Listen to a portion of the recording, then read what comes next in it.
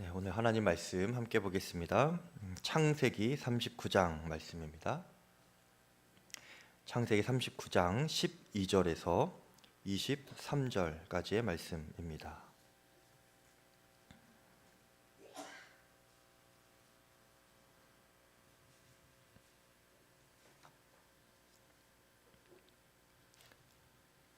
창세기 39장 12절에서 23절까지 저와 교독하시고 마지막 함께 읽겠습니다.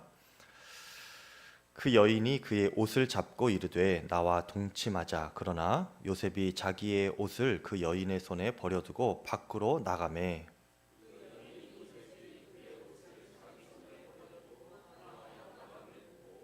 그 여인의 집 사람들을 불러서 그들에게 이르되 보라, 주인이 히브리 사람을 우리에게 데려다가 우리를 희롱하게 하는도다. 그가 나와 동침하고자 내게로 들어오므로 내가 크게 소리 질렀더니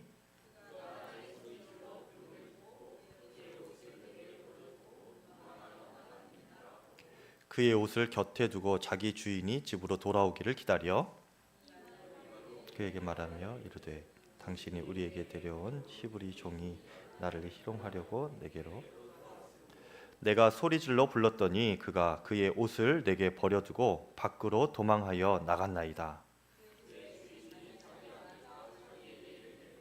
당신의 종이 내게 이같이 행하였다 하는 말을 듣고 심히 노한지라. 이에 요셉의 주인이 그를 잡아 옥에 가두니 그 옥은 왕의 죄수를 가두는 곳이었더라. 요셉이 옥에 갇혔으나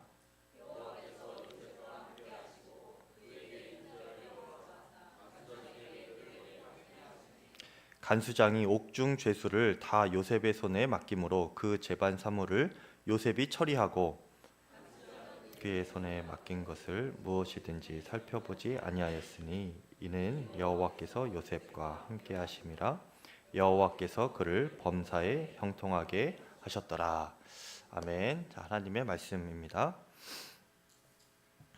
오늘 말씀은 요셉이 보디발 장군의 아내에게 계속 유혹을 당하는 장면으로 이렇게 시작을 합니다. 지난 시간에 요셉이 그 보디발 장군의 아내가 유혹할 때 단번에 그가 내가 하나님 앞에서 어찌 죄를 짓겠습니까 하면서 그 유혹을 물리쳤죠. 그런데 그렇게 요셉이 물리쳤음에도 불구하고 여인의 유혹은 계속되었습니다. 12절에 나와 동침하자 하면서 요셉의 옷을 잡아 끌어당기기까지 했어요. 집요하게 물고 늘어지는 거죠. 여러분, 죄의 유혹을 이렇게 유혹이 왔을 때 한번 뿌리칠 수 있는 사람이 굉장히 대단한 사람입니다. 그런데 더 대단한 존재가 바로 사탄이에요. 사탄은 그렇게 우리를 죄 짓게 만들고 유혹할 때에 한 번으로 끝나지 않고 넘어갈 때까지 계속 시도하고 유혹을 합니다. 최근에 기독교 안에 이제 이슈가 되고 있는 사건이 있는데요. 호주의 유명한 대형교회 사역자가 그 재정 또 불륜 스캔들이 일어났어요. 이것이 기독교계 안에서 큰 충격이고 이슈입니다. 어떻게 그렇게 충만하고 기름 부음이 넘치는 예배, 전 세계적으로 정말 그런 예배에 영향력을 미치는 그런 사역을 섬기는 사역자가 어떻게 그럴 수 있나 하는 것이 이제 충격이었던 것이죠. 뿐만 아니라 비슷한 시기에 이번 주 안에 다 제가 들은 내용인데 또 굉장히 유명한 한 선교사님이 계십니다. 급진적인 메시지를 전하는 어느 선교사님, 굉장히 레지컬하고 또 종말론적 메시지를 전하고 굉장히 우리가 마지막이 될수록 순결해야 된다, 깨끗해야 된다, 정직해야 된다, 그렇게 급진적이고 강경하고 단호한 메시지를 전하시는 그 선교사님이 또 재정과 불륜 스캔들에 터진 거예요. 어떻게 그렇게 단호한 복음과 또 많은 성도들에게 그런 정결한 순종을 선포했 했으면서도, 그런 종말론적 메시지를 선포하면서도 본인은 어떻게 그런 스캔들에 휘말릴 수가 있는가? 이것이 참 큰 충격인 것이죠.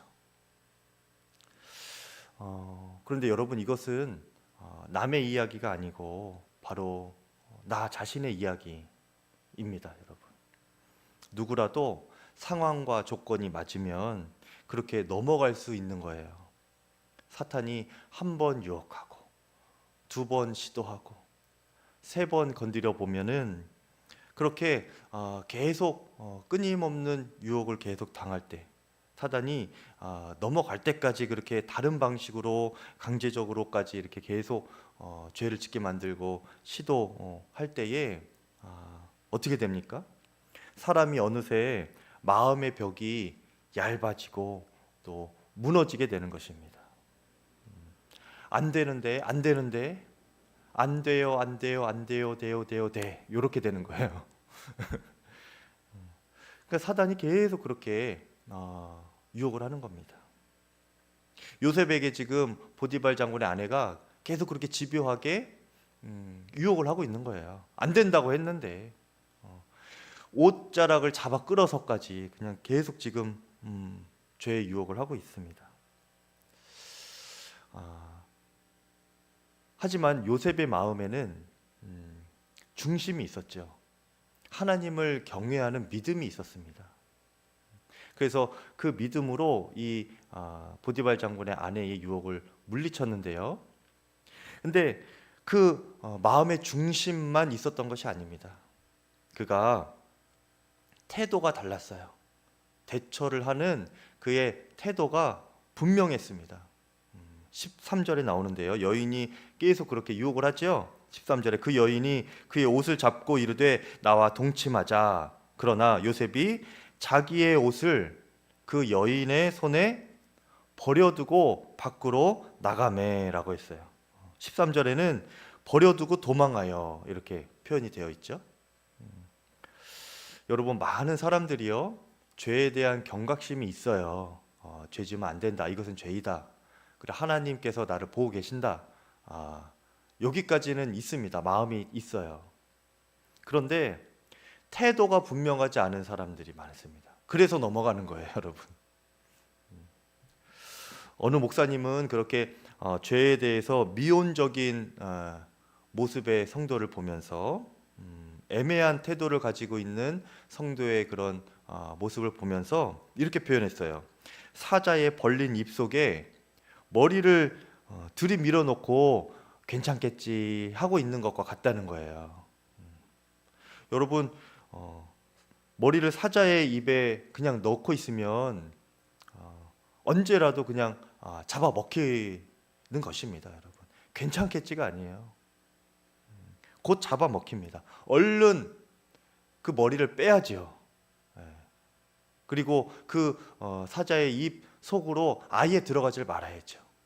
그런 태도가 분명해야 되는 것입니다. 여러분, 우리가 정말 하나님을 경외하는 믿음이 있다, 하나님께서 나와 함께 계시고 나를 지금 보고 계시다, 이것을 정말 내가 믿는다면, 내 마음이 그렇게 주님을 향하여서 분명하다면 우리의 태도까지도 분명해야 됩니다. 버려두고 도망하여, 이것이 요셉의 반응이었어요. 마음은 안 되는 줄 알면서 몸은 그렇게 애매하게 미온적으로 있으면 금방 넘어가는 것입니다. 버려두고 도망하여, 이것이 믿는 자의 올바른 태도예요. 그런데 여러분, 죄라는 것이요, 참 신기한 거예요. 사람이 죄를 이렇게 버려두고 도망하기보다는요, 죄를 떠받들고 머물고 싶어하는 것이 바로 죄의 자리입니다. 그런데 그럼에도 불구하고 요셉처럼 누군가는 그 죄 앞에서 버려두고 도망하는 사람이 있습니다. 여러분, 무슨 차이인가? 그 태도를 결정하는 그 심령의 차이가 무엇인가? 하나님을 사랑하는 만큼 그것이 달라지는 것입니다. 죄를 안 지어야지, 안 지어야지, 그 죄가 싫어진다, 요렇게 내가 마음 먹는다고 해서 되는 것이 아니고요, 죄보다 하나님이 더 분명하게 내가 깨달아지고 그 하나님을 내가 분명하게 사랑할 수 있어야 됩니다. 더 주님을 사랑하면 죄를 버려두고 도망갈 수가 있는 거예요. 죄와 하나님이 비교도 되지 않을 만큼 그렇게 하나님이 소중하고 사랑하게 된다면 죄를 버려두고 마땅히 도망가게 되죠. 그것 취하다가 하나님을 잃어버리기보다는 하나님을 선택하게 되는 것입니다. 여러분, 그래서 우리가 죄에 넘어가지 않기 위하여서 우리가 가져야 할 기도는 무엇이냐면, 하나님, 제가 죄를 이기게 해주세요. 이 기도보다는요, 주님 사랑하는 마음을 충만하게 부어주십시오. 이렇게 기도해야 되는 것입니다. 우리의 다음 세대들 죄 앞에서 항상 기도하는 것이, 하나님, 제가 주님을 더 사랑하는 마음을 허락해 주십시오. 세상 그 무엇보다 하나님을 사랑하는 사람이 되게 해주십시오. 그렇게 기도할 수 있기를 축복합니다. 요셉이 달랐던 것은요, 그렇게 죄 앞에서 하나님을 더 사랑하는 마음으로, 죄와 유혹은 비교도 안 될 만큼 그 하나님을 너무나 분명하게 바라보고 있었고 크게 사랑하고 있었다는 말입니다. 그래서 단호하게 죄를 버리고 돌아설 믿음이 이미 그에게 있었어요. 굉장히 귀한 사람이죠. 믿음의 사람입니다. 그런데 우리가 이해할 수 없는 것이요, 그렇게 주님을 사랑하고 믿음 있고 또 정직한 이 요셉이 그 삶이 갈수록 나락으로 떨어져 간다는 것입니다.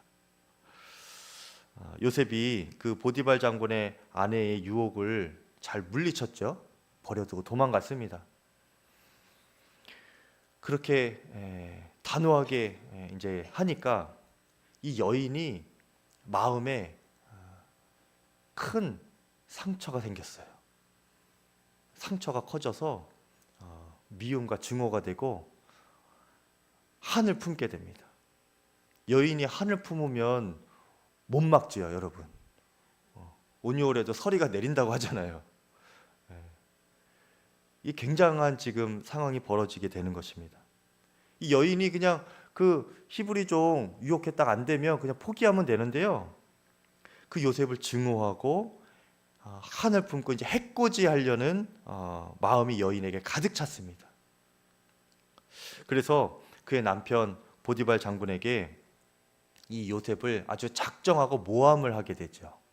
17절에 이 말로 그에게 말하여 이르되, 당신이 우리에게 데려온 히브리 종이 나를 희롱하려고 내게 들어왔으므로 내가 소리질러 불렀더니 그가 그의 옷을 내게 버려두고 밖으로 도망하여 나갔나이다.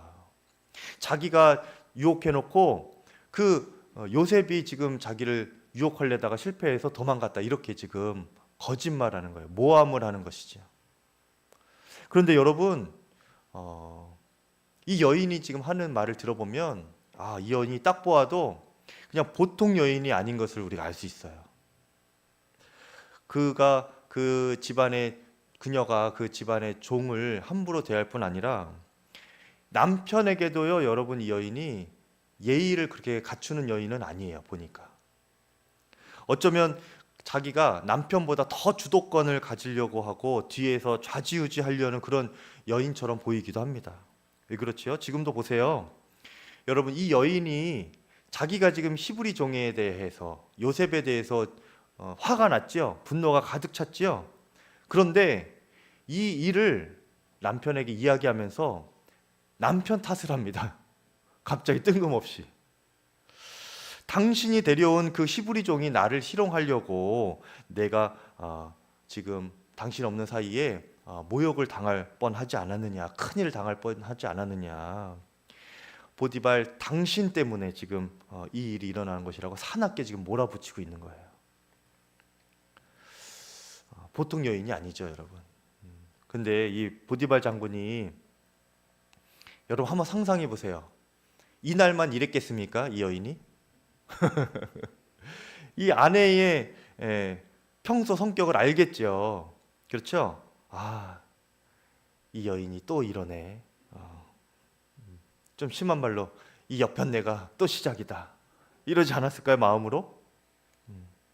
또 평소에 요셉을 보면 보디발 장군이 그 요셉이 절대 그렇게 할 사람이 아닌데 이렇게 보디발은 또 생각했을 것입니다. 왜 그렇죠? 여러분, 이미요 이 보디발 장군은 그 요셉에게서 저 히브리 종은 범상치 않다, 하나님이 저와 함께 하시는구나, 이것을 이미 본 사람이에요. 네. 그래서 그가 그 종들 중에 가장 늦게 들어온 종인데도 불구하고 이 요셉을 그 집안 모든 일을 맡아서 운영하는 총무로 세운 것 아닙니까? 보통 신뢰하지 않으면 그 히브리 노예를 어떻게 그렇게 가정의 총무로 세웁니까? 같은 이집트 사람도 아닌데. 그렇죠? 이 보디발 장군은 그가 하나님이 함께 하시는 능력 있는 사람, 특별한 사람, 그가 하나님의 다스림을 받는 사람이라는 것을 이미 알고 있었어요. 그러니까 심정적으로는요, 사실은 그러면 안 되는데 아내보다 이 히브리 종을 더 신뢰했을지도 모릅니다. 요셉이 했다기보다는 그 아내가 어떤 오해가 있었던지, 아니면 아내에게 어떤 치명적인 흠결이 있었던지 그렇게 보디발 장군도 생각을 했을 거예요. 그러니까 그를 험한 감옥에 나중에 보면은 안 보내게 되지요. 그런데 그렇다고 해서 이 일이 여러분 보통 일은 아닙니다. 여러분, 일종의 스캔들이 터진 거예요. 보디발 장군이라고 하면은 그 나라에서도 굉장히 고위직인데 그 집안에서 이 종과 여주인이 지금 이런 일이 일어났다, 이것은 보통 사건이 아니죠. 뉴스에 날만한 사건이죠. 그리고 게다가 이 여인이 지금 어떻게 했어요? 14절에 그 집안의 종들을 다 소리질러서 불렀습니다. 여봐라, 여봐라, 저 히브리 종이 지금 나를 희롱하려고 지금 들어왔다가 나간다, 도망간다. 온 집안 사람들이 지금 다 알게 된 상태입니다. 유혹을 할 때는 아무도 없었던 상태였는데 이 요셉이 버려두고 도망가니까 이 여인이 이것을 다 그냥 만방에 다 알려버리는 거예요. 그러니까 지금 이것을 덮고 넘어갈 수도 없는 상황인 것입니다. 하인들과 주변 사람들이 다 수근수근 했겠죠. 그리고 이것이 곧 일파만파 퍼지게 될 겁니다. 그러니까 이것을 그냥 묻고 아무런 일이 없었던 것처럼 덮고 넘어갈 수도 없는 거예요. 지금 보디발 장군의 입장에서는 누군가는 이 일에 책임을 져야 되는데 그 아내에게 벌을 줄 수는 없는 노릇이잖아요. 그것은 더 체면이 상하는 상황이 되는 것이고, 그러니까 이 일에 희생자가 필요한데 그것이 바로 요셉이었던 것입니다. 여러분, 요셉이 결국 이 일로 인하여서 한마디 변명할 기회조차 없이 어쩌면 일부러 변명할 기회를 안 주었을지도 모릅니다. 그 결백이 입증될까 봐. 꼼짝없이 이 요셉은 한마디도 없이 감옥에 가게 되지요. 여러분, 이 요셉의 삶을 보니까 어떠세요? 참 기구하죠? 어릴 때는 부모님의 편애 가운데 자라고 자신의 친어머니는 일찍 돌아가시고 또 형들의 미움을 받고 따돌림을 당하고 또 조금 자라서는 형들에게 속아서 이집트 노예로 다른 나라로 이렇게 팔려간 것 아닙니까? 그런데 그렇게 노예로 살아가면서 좀 일이 잘 풀려서 인정을 받는가 싶었더니 그렇게 정직하고 하나님 앞에 믿음 있게 살아가다가 지금은 그 정직해서 하나님 경외해서 유혹을 그렇게 잘 물리친 대가로 감옥에 가게 된 거예요. 이게 말이 됩니까, 여러분? 여러분, 남의 이야기니까 지금 그렇게 무덤덤하게 보시는데 나의 이야기라고 한번 생각해 보세요, 여러분. 참으로 하나님께 여러분이라면, 지금 요셉의 심정이라면 원망 섞인 마음으로 울부짖을 수밖에 없지 않겠습니까? 아니, 하나님께서 나에게 꿈을 주시고 나를 그렇게 높이시겠다고 하시고 그것을 이루시겠다고 나에게 그렇게 확신 있게 말씀하셨으면서 나타나지는 않았고 뭐 또 이렇게 육성으로 말씀하지는 않으셨지만 환상으로 꿈으로 그렇게 요셉에게 북돋아 주신 것 아닙니까? 그 꿈을 항상 마음에 품고 요셉이 지금 살아가고 있는데 아니 지금 왜 내 삶이 이럽니까? 지금 하나님께서 나를 그렇게 높이시려면 이렇게 지금 방관하고 계시면 안 되는 것 아닙니까? 꿈이라도 주지 말지. 지금 뭡니까 이게? 뭐 하시는 겁니까?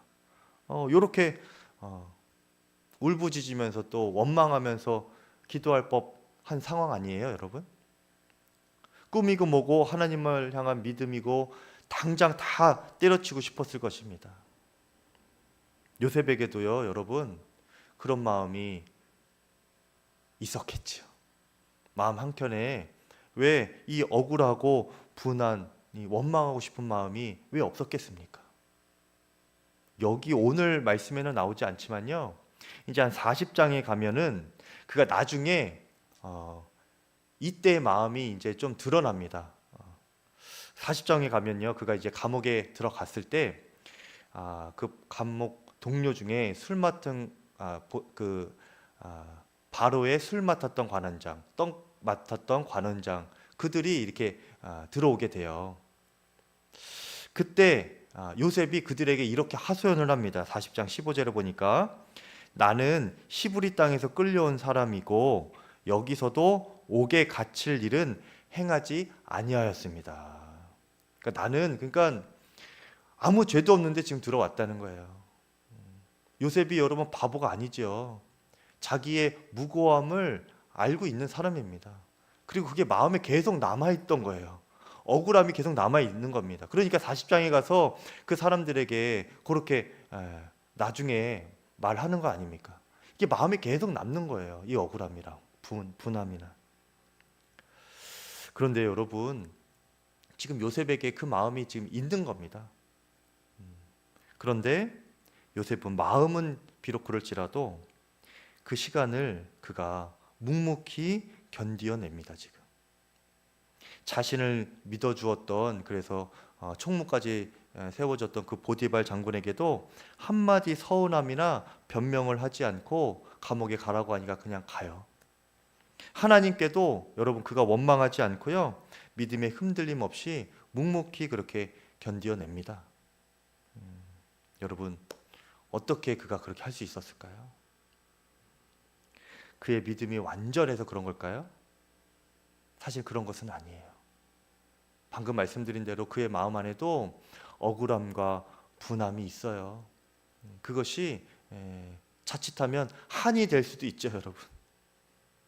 그런데 그렇게 자신이 감당할 수 없는 어려움, 또 마음의 한계를 경험할 때 그때 그를 붙잡아 주었던 힘이 있었기 때문에 그가 견딜 수 있었던 것입니다. 무엇인가? 20절에 보니까 끝에 20절 끝에부터 보면 요셉이 옥에 갇혔으나 21절에 여호와께서 요셉과 함께 하시고 그에게 인자를 더하사 간수장에게 은혜를 받게 하시매라고 했죠.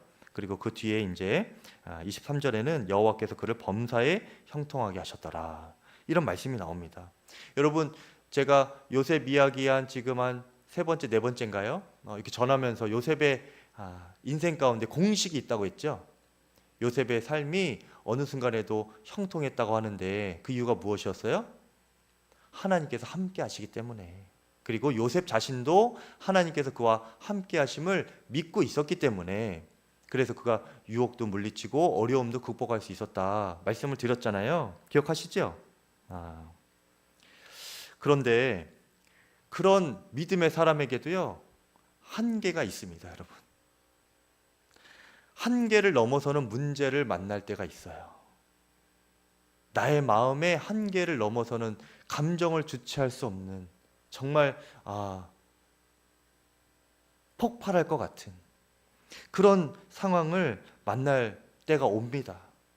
여러분 지금 요셉이 그의 인생 가운데서 가장 최악의 상황을 만난 거예요. 하나님을 믿어보려다가 잘해보려다가 의롭게 살아보려다가 감옥에 간 것 아닙니까? 당장이라도 믿음을 버리고 폭발해도 이상할 것이 없는 것 같은 그런 상황이고 요셉의 심정인 거예요. 그런데 그 요셉의 한계에 다다른 그 심령 가운데에 어떤 일이 일어나는가? 그때 하나님께서 더해 주신 것이 있는데요. 그것이 바로 하나님의 인자입니다. 여러분, 지금까지는요, 하나님께서 요셉과 함께 하심에 그가 형통하였더라, 요 정도였어요. 그런데 오늘 지금 이 본문에서는 하나가 더 있죠, 여러분. 그렇죠? 여호와께서 요셉과 함께 하시고 그에게 인자를 더하사라고 했습니다. 인자를 더하사. 하나님의 인자라는 말은요, 하나님의 변함없는 사랑이라는 말입니다. 여러분, 이것은 오직 하나님만이 주실 수 있는 사랑이고 능력이에요. 왜 그런가요? 사람은요, 여러분, 인자할 수가 없어요. 인자한 사랑을 베풀어 줄 수가 없어요. 사람의 본성으로는요, 누군가를 이렇게 끝까지 사랑할 수가 없습니다. 그리고 끝까지 사랑할 능력도 안 돼요. 결국은 자기의 이익을 따라 살아가게 되고요. 그리고 내가 사랑하는 사람을 내가 끝까지 책임질 수 있는 능력 자체가 없습니다. 왜냐하면 사람이 한계가 있기 때문에 그렇죠. 여러분, 보디발 장군도요, 요셉을 정말 사랑하고 총애하는 그런 종이었습니다. 그렇죠. 그러니까 총무까지 세웠죠. 그런데 이 보디발 장군이 결정적인 순간에 어떻게 합니까? 요셉을 배신한 거예요, 여러분. 자기 아내를 선택하고 요셉을 희생양으로 삼고 배신한 겁니다. 또 자신의 체면과 권력을 위해서 요셉을 희생양 삼고 요셉을 지금 배신한 거예요. 100번 양보해서 그에게 그럴 의도가 없었다 쳐도 그는 아내로부터 이 요셉을 지켜주지 못했어요. 책임져 주지 못했습니다. 그에게는 그럴 능력이 없었던 거죠. 인자한 사랑을 이 보디발 장군은 그 종에게 베풀 수가 없었습니다. 이렇게 사람에게는요, 누군가를 끝까지 사랑할 수 있고 책임져 줄 수 있는 마음도 능력도 없습니다. 하지만 하나님에게는 그러할 마음도 있으시고요, 그럴 능력도 있으세요. 끝까지 사랑하고 끝까지 책임지실 수 있는 그 하나님의 사랑, 그것이 바로 하나님의 인자하신 사랑, 이것입니다. 하나님의 인자인 거예요. 여러분, 요셉이요, 요셉 자신도 사실은 하나님에 대해서 마찬가지입니다. 처음과 다르게 믿음을 포기하고 싶은 순간이 와요. 마음에 서운함이 찾아오고 분함이 찾아오고 억울함이 찾아오고 당장이라도 폭발하고 싶고 믿음을 저버리고 싶은 그 믿음의 한계에 다다르는 것이 왜 요셉에게도 없었겠습니까? 그것이 없었으면 성경에 이 구절이 안 들어갔을 거예요. 근데 하나님이 보시니까 요셉이 지금 위태위태한 거예요. 그래서 평소보다 특별하게 하나를 더해 주신 겁니다. 그것이 바로 하나님의 인자하신 사랑인 것이죠. 요셉의 믿음이 뛰어나긴 하지만 아직 완벽하지는 않다는 겁니다. 그의 믿음의 한계에 이르렀을 때 그 지점에서 그 끝에서 만난 것이 바로 하나님의 인자하신 사랑이다. 이것을 여러분 우리가 꼭 기억할 수 있으면 좋겠습니다. 우리에게는요, 하나님의 인자하신 이 사랑이 반드시 필요합니다. 여러분 중에 지금까지 살아오시면서 정말 힘든 시간이 있었던 분이 계시죠? 정말 이거는 못 넘어가겠다. 정말 이거는 정말 나의 한계다. 그런데 그것을 넘어서서 지금 이 자리에 계신 분도 계실 겁니다. 그런데 여러분, 그것 내가 한 것이 아닙니다. 내 믿음이 좋아서 그것 믿음으로 잘 넘어간 것이 아니에요, 여러분. 가만히 생각해 보면요, 그냥 내 심령으로, 내 성품으로, 내 믿음으로 그냥 뒀다가는 다 모든 것을 다 잃어버리고 빼앗길 만큼 완전히 무너졌을 수 있어요. 한번 곰곰이 생각해 보십시오. 여러분이 그 위기를, 그 한계를 극복하고 지금 이 자리까지 왔다면 그것은 무엇 때문이에요? 그 한계의 끝에서 하나님께서 더해 주시는 인자가 있었기 때문에 그렇습니다. 우리는요, 작은 돌뿌리에만 걸려도 죽는 소리하고 원망하는 존재입니다. 언제든 주님 배신하고 원망하고 믿음을 포기하고 주님 때문에 그렇다고 등을 돌릴 수 있는 연약한 존재예요. 그런데 그런 우리가 지금까지 그 한계를 넘어서 이곳까지 왔다면 우리의 포기하고 싶고 낙심하고 주님을 원망하고 주저하고 싶은 마음이 있을 때에 우리의 그 심령을 일으켜 주시고 우리의 손을 잡아 주셨던 하나님의 인자가 있었기 때문임을 우리가 꼭 기억할 수 있기를 바랍니다. 그 마음에 교만하면 안 되는 거예요. 또 여러분 중에 지금이 바로 그런 상황인 분들이 혹 계십니까? 한계가 느껴지고 너무 힘들고 고통스럽다. 여러분, 나의 안에 거하라 찬양 가사 중에 이런 게 있어요. 나 자신도 실망하여서 내 연약함을 느끼고 고통 속에 울고만 싶을 때가 있습니다. 나에게 실망하여 내 자신 연약해 고통 속에 눈물 흘릴 때에 뭐 그렇게 찬양 가사도 있죠. 나조차도 나를 포기하고 싶은 그때가 있습니다. 도무지 해결의 길이 안 보이는. 그런데요, 여러분이 지금 그런 상황일지라도 여러분, 그것이 끝이 아닙니다. 네. 나에게는 한계라고 느껴지고 이것을 정말 넘어설 수 없겠다, 여기가 끝이다 이렇게 느껴질지라도 우리 수준에서는 거기에 끝이지만 그때 만나는 게 뭐라고요? 하나님의 인자예요. 하나님의 인자. 하나님께서 평소 때는 그냥 이렇게 가만히 계시다가 더해 주시는 은혜가 있는데 그게 바로 우리의 한계 끝에서 부어주시는, 더해 주시는 하나님의 인자하신 사랑입니다. 끝까지 내가 너를 사랑한다. 끝까지 내가 너를 책임진다. 다른 사람들은 다 너를 배신해도 외면해도 심지어는 너 자신조차도 너에게 자신 없고 너 자신을 포기하고 싶어도 나는 너를 책임질 수 있어. 나는 끝까지 너를 사랑할 거야. 변함없이 처음 너를 부른 그때와 아무런 변화 없이 차이 없이 나는 여전히 너를 사랑한다. 그게 하나님의 인자입니다. 여러분, 우리가 그것을 붙들고 다시 일어설 수 있기를 바랍니다. 그 사랑 때문에 우리가 일어설 수 있는 거예요. 그것이 우리에게 소망인 것입니다. 그러면 주님께서 우리의 삶을 주님의 때가 돼서 언젠가는 회복을 시키실 것입니다. 여러분, 나의 한계라고 나의 끝이라고 절망하지 마시고 인자를 더하사, 요셉에게 주님께서 인자를 더하셨던 그것을 기억하시면서 나에게도 주님께서 인자를 더하실 것이다, 믿음으로 이겨내시기를 축복합니다.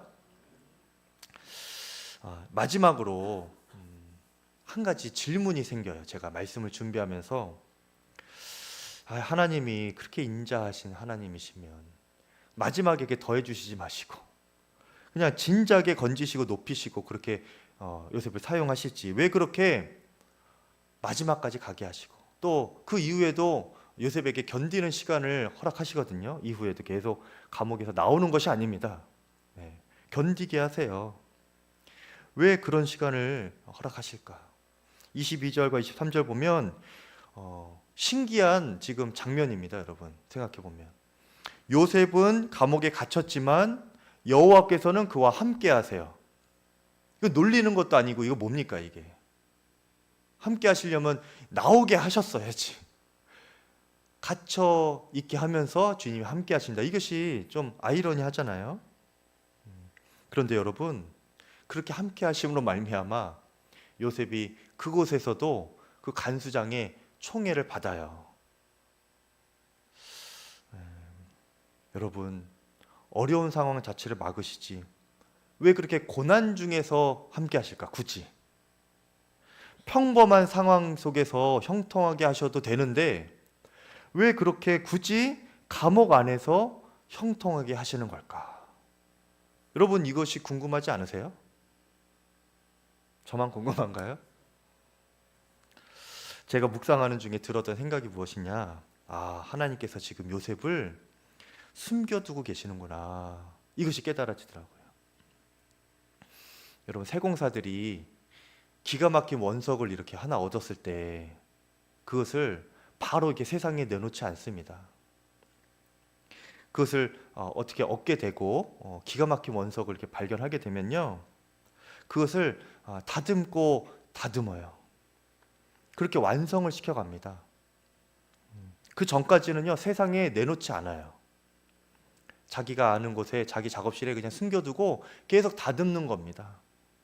그 원석이 더 완벽하고 정말 값어치 있고 정말 세상에 깜짝 놀랄 만큼 아름다운 보석이 되도록 세공사들이 그렇게 가공하여 가는 겁니다.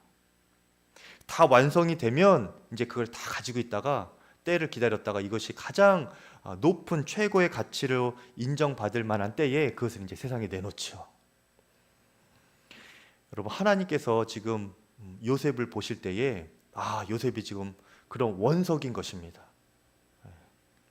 너무도 귀한 보석이 될 만한 그런 존재인 거예요. 그런데 아직 하나님께서 보시기에 다듬어야 될 부분이 있는 겁니다. 그래서 주님은 그 원석 같은 이 요셉을 정말 더 잘 다듬고 싶은 마음이 있으신 거예요. 그런 계획이 있으신 거예요. 그래서 지금 숨겨두신 것입니다. 어디에 숨겨두셨어요? 보디발 장군의 집에 숨겨두셨고, 그리고 이후에는 감옥에 숨겨두십니다. 그러면서 어떻게 해요? 요셉을 지금 연단하고 계시는 겁니다. 가공하고 계시면 깎고 그렇게 다듬고 계시는 거예요. 노예 생활을 통하여서, 감옥 생활을 통하여서 하나님은 그와 함께 하고 계시면서 보이지 않는 손으로 또 인자하신 사랑을 더하셔서 요셉의 믿음과 심령과 그의 인격과 그의 인생 전부에 주님이 지금 손을 대고 계시는 겁니다. 다듬고 계시는 거예요. 그게 지금 보디발 장군의 집에서 그리고 감옥 안에서의 일들입니다.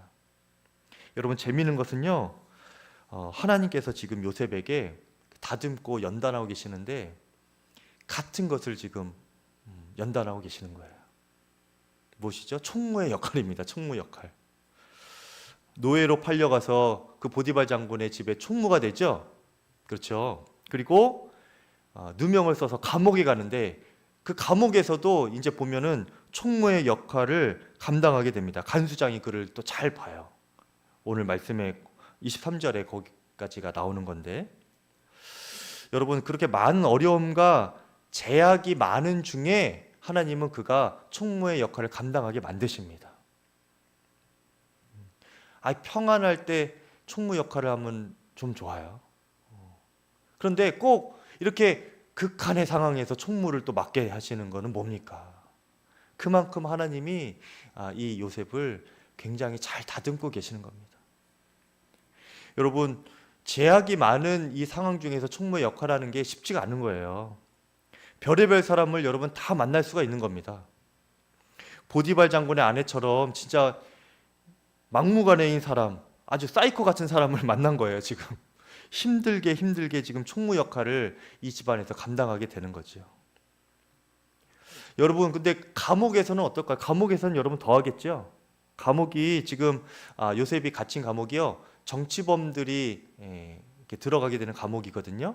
그래서 다른 곳보다는 육신의 형편은 조금 나은 감옥이긴 해요. 그런데 여러분 그 정치범들이 모였다고 하면 그만큼 얼마나 사기꾼 또 모사꾼 같은 사람들이 많겠습니까? 머리가 잘 돌아가고, 그렇죠? 술수를 막 쓰고. 그런데 그 사람들을 요셉이 지금 다 상대해 가면서 그 감옥 안에 질서를 유지하고 다 조율하고 그렇게 다스려 가야 하는 거예요. 그 역할을 지금 간수장이 맡겨준 것이거든요. 얼마나 보통 지혜가 필요한 일이 아닙니다, 여러분. 또 인내가 필요하죠. 뻔히 저 수들이 다 보이는데 그것을 다 참아내야 하는 겁니다. 요셉도 여러분 지혜가 총명한 사람이에요. 그러니까 그 정치범들이 막 이런저런 머리 쓰고 막 이지저지 빠져나가려고 하고 자기 실속만 챙기려고 할 때 그것들 다 이렇게 무마하고 공평하게 하고 이렇게 다 조율하는 것 보통 일이 아닙니다, 여러분. 때로는 자기를 또 그 안에서 모함하려고 하는 사람이 있겠죠. 네. 마음이 문드러지는 것 같은 그런 억울한 일을 당해도 또 싫은 소리 들어도 마치 모세에게 이스라엘 백성들이 막 그렇게 원망했던 것처럼 그런 원망도 다 들어가면서 그렇게 마음이 문드러지고 아주 그냥 순두부처럼 다 으깨져도 참아야 하는 그런 온유와 겸손이 보통 필요한 것이 아닙니다. 그것이 바목 안에서의 총무 역할이었던 거예요. 무엇보다 이 요셉이 그런 극한의 상황 가운데서 총무 역할을 감당하게 될 때 나는 정말 한계가 있구나. 나에겐 정말 능력이 없구나. 나에게는 선한 것이 정말 없구나. 지혜도 없고 사랑도 없구나. 이것이 깨달아지면서 정말 나는 하나님만 의지하며 살아야겠구나. 이것을 지금 연단받는 거예요. 하나님께만 순종하는 훈련을 지금 이렇게 받고 있는 것이죠. 말이 총무지요. 여러분 불연단을 받는 것과 같은 겁니다. 지금. 그런데 여러분 이 요셉이 그 시간을 다 지나고 어떻게 됩니까? 훗날에 이집트 총리가 됩니다. 같은 총무 역할이긴 한데요. 여러분 일단 규모가 다르죠. 그리고 환경이 다릅니다. 여건이 달라요. 보디발 장군의 집에서는 어떤 사이코 같은 사람도 만날 수 있고 감옥에서는 정말 이런저런 정말 기가 막힌 사람 다 만날 수 있고 눈치도 봐야 되고 했지만 여러분 이집트 총리 자리가 어떤 자리입니까? 말 한마디만 다 되는 거예요. 말 한마디면 수십 명의 수백 명의 부하들이 다 그 요셉의 말을 이루기 위하여서 일사불란하게 움직여야 하는 그런 자리가 바로 이집트 총리의 자리입니다. 괴롭히는 사람도 없어요, 여러분. 눈치 볼 사람도 바로 한 명밖에 없습니다. 파라오 한 명밖에 없어요. 그 외에는 자기 마음대로 할 수 있는 겁니다. 너무도 막강한 권력과 힘과 영향력이 있는 그 자리가 바로 이집트 총리 자리였던 거예요. 하나님께서 요셉에게 그 자리를 맡기시기 위하여 지금까지 숨겨두시고 연단하신 것이죠. 그러면서 하나님의 백성 이스라엘이 그 이집트 땅에서 잘 먹고 번성하고 수가 많아지기를 그런 계획을 하나님께서 세우신 것입니다. 번성할 토대를 만들기 위하여서 요셉을 연단시키시고 애굽의 총리로 마침내는 세우신 것이죠. 그것을 위해서 주님이 숨겨두셨던 것입니다. 여러분 만일에 요셉이 이런 그 숨겨둠의 시간이 없었고 또 아무런 연단이 없이 그냥 하나님의 필요하시니까 이집트 총리에 그냥 바로 세웠다면 어떻게 됐을까요? 하나님의 백성을 위한 헌신자이기보다는 자기 배만 부르려고 하는 그런 타락한 종이 될 가능성이 많지 않겠습니까? 제가 아까 서두에 말씀드린 그런 사역자들처럼 그렇게 변질될 수 있지 않았겠어요? 처음에는 하나님께 순종하는 듯 하다가 자기 배가 불러지고 권력이 많아지고 모이는 돈이 많아지고 영향력이 커지면 어느 순간 그게 자기 것인 양 착각하면서 변질될 수 있지 않겠어요, 여러분? 사단이 계속 그거 부추길 때에 넘어가기 쉽지 않겠습니까? 그런데 요셉은 보디발 장군의 집에서 감옥에서 그런 불연단 총무로서의 불연단을 받고 이집트 총리로 있을 때에 정말 하나님께 헌신된 자로서 이스라엘 백성들을 위하여 하나님의 백성들을 위하여 하나님의 선교 사역을 위하여 귀하게 쓰임받는 인물이 되는 것입니다. 여러분 하나님께서 여러분을 원석으로 보시는 그런 귀한 인생이 되기를 축복합니다. 여기 우리 아이들이 많이 있는데요. 우리 아이들이 하나님께서 원석으로 지금 보시는 거예요. 여러분 그것을 우리도 볼 줄 알아야 됩니다. 지금 막 그렇게 약간 공부 못하는 것 같고 또 성격이 게으른 것 같고 뭐 이렇게 막 못 챙기는 것 같아도 여러분 그게 다가 아니에요. 우리 아이들이 하나님께서 우리에게 주신 자녀들이고 하나님께서는 우리 아이들을 원석으로 보고 계신다니까요. 나단이 하나님의 원석. 그리고 지금 하나님께서 숨겨두고 계시는 기간입니다. 하나님께서 그의 인격과 심령과 믿음과 모든 인생 하나하나에 지금 손을 대고 계시는 거예요.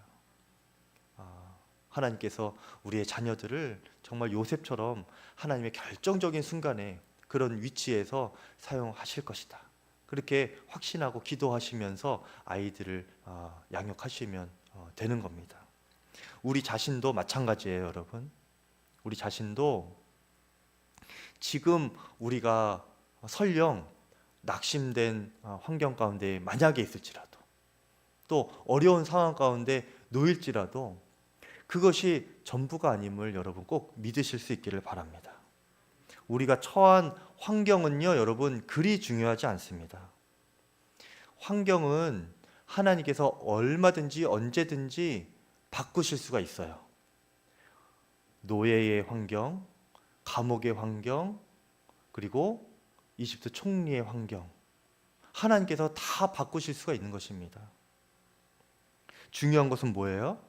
우리가 어떤 형편에 있든지, 그것이 큰 역할이든지 작은 역할이든지, 눈에 띄는 역할이든지 아니면 숨어 있는 역할이든지, 어떤 삶의 형편 가운데 있을지라도 우리가 그것을 주님께서 나에게 허락하신 삶이다.